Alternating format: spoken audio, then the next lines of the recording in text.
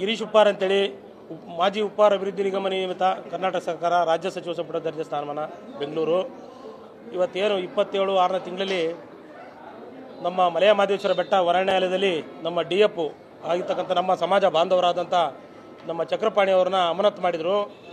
ಆ ಹುಲಿ ಸತ್ತದ್ದು ಏನು ಅಂತೇಳಿ ಪರಿಶೀಲನೆ ಮಾಡಬೇಕು ಅಂತ ಮೇಲ್ಮಟ್ಟ ತನಿಖೆಗೆ ತಗೋಬೇಕು ಅಂತೇಳಿ ಎಲ್ಲ ಅಧಿಕಾರಿಗಳು ಇದರಲ್ಲಿ ಕೆಲವೊಂದು ಅವ್ರ ಕೆಳಗಡೆ ಅಧಿಕಾರಿಗಳ ಕೆಳಗಡೆ ಕೆಲಸ ಮಾಡಿದಂಥ ಅಧಿಕಾರಿಗಳು ಇವ್ರ ಮೇಲೆ ಜಿದ್ದಾಜಿದ್ದಿಯನ್ನು ಇಟ್ಕೊಂಡು ಇವ್ರ ಮೇಲೆ ಪಾಪ ಇವ್ರನ್ನ ರಜಾ ಹಾಕಿ ಹೋಗ್ರಿ ಅಂತೇಳಿ ರಜಾ ಮೇಲೆ ಕಳಿಸ್ಬಿಟ್ಟು ಇವ್ರನ್ನ ಅಮಾನತು ಮಾಡಿರ್ತಕ್ಕಂಥದ್ದು ಇದು ಸಮಾಜಕ್ಕೆ ಭಾಳ ಒಂದು ಖಂಡನೀಯ ಅಂತಕ್ಕನ್ನೋದು. ಯಾಕೆಂದರೆ ಮೈಸೂರು ಚಾಮರಾಜನಗರ ಭಾಗದಲ್ಲಿ ನಾವು ಉಪ್ಪಾರ ಸಮಾಜದವರು ಇವತ್ತು ಒಂದು 5 ಲಕ್ಷ ಜನಸಂಖ್ಯೆಯನ್ನು ಹೊಂದಿದ್ದೀವಿ. ಇವತ್ತು ಮೈಸೂರು ಚಾಮರಾಜನಗರದಲ್ಲಿ 5 ಲಕ್ಷ ಜನಸಂಖ್ಯೆ ಇದ್ದೀವಿ. ಭಾಳಷ್ಟು ಜನಸಂಖ್ಯೆಯಲ್ಲಿರ್ತಕ್ಕಂಥ ಜಾಗ. ಯಾಕೆಂದರೆ ಇವತ್ತು ಒಂದು ಹಿಂದುಳಿದ ವರ್ಗದಲ್ಲಿ ಸಣ್ಣ ಸಮಾಜ ಅಂದರೆ ಅದು ಉಪ್ಪಾರ ಸಮಾಜ. ಅದರಲ್ಲಿ ಇಡೀ ರಾಜ್ಯದಲ್ಲಿ 30 ರಿಂದ 35 ಲಕ್ಷ ಜನಸಂಖ್ಯೆಯಲ್ಲಿ ಇರೋದು IFS ಅಧಿಕಾರಿ ಅಂದರೆ ಅದು ಪ್ರಮೋಟೆಡ್ನಲ್ಲಿ ಬಂದದ್ದು ನಮ್ಮ ಚಕ್ರಪಾಣಿ ಅವರು. ಈ ಹಿಂದೆನೂ ಕೂಡ ಅವ್ರನ್ನ ದುರುದ್ದೇಶ ಇಕ್ಕೆಂದು ಸುಮಾರು ಒಂದೂವರೆ ವರ್ಷ 2 ವರ್ಷದಿಂದ ಕೂಡ 1.5 ವರ್ಷದಿಂದ ಸಸ್ಪೆಂಡ್ ಮಾಡಿದ್ರು ಕೂಡ. ಆಗ ಅವರು ಕೋರ್ಟಿಂದ ಆರ್ಡರ್ ಮಾಡ್ಕೊಂಡು ಬಂದರು.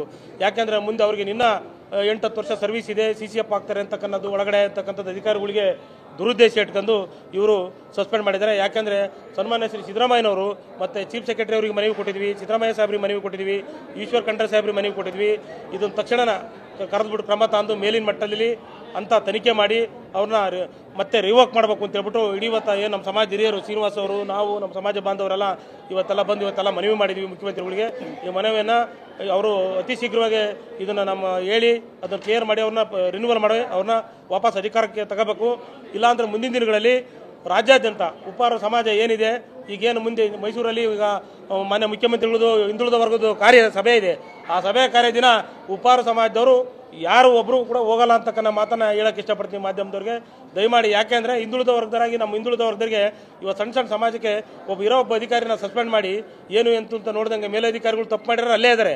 ತಪ್ಪು ಮಾಡಿರೋರು ಕೂಡ ಜೊತೆಗೆ ಇಟ್ಕೊಂಡು ಅವರು ಯಾರು ಅನೂರು ಮಾಜಿ ಶಾಸಕರು ನರೇಂದ್ರ ಅವರು ಕೂಡ ಇದಕ್ಕೆ ಹೊಣೆಗಾರ ಇದ್ದಾರೆ. ಯಾಕೆಂದರೆ ಅವ್ರಿಗೆ ಅಲ್ಲಿ ಕೂಡ ನಮ್ಮದು 45,000 ಜನಸಂಖ್ಯೆ ಇದೆ. ಅನೂರಲ್ಲಿ 45,000 ಉಪ್ಪಾರ ಜನಸಂಖ್ಯೆ ಇದೆ.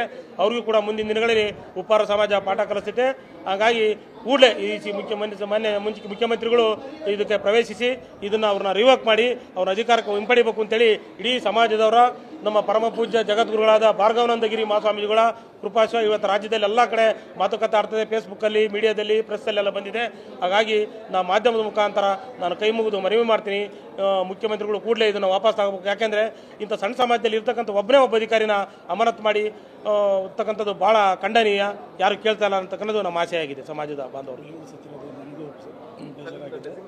ಅಧ್ಯಕ್ಷರು ಉಪ್ಪಾರ ಅಭಿವೃದ್ಧಿ ನಿಗಮ ನಿಯಮಿತ ರಾಜ್ಯ ಸಚಿವ ಸಂಪುಟ ದರ್ಜೆ BJP ಜನರಲ್ ಸೆಕ್ರೆಟರಿ ಮಾಜಿ ಗಿರೀಶ್ ಉಪ್ಪಾರ್.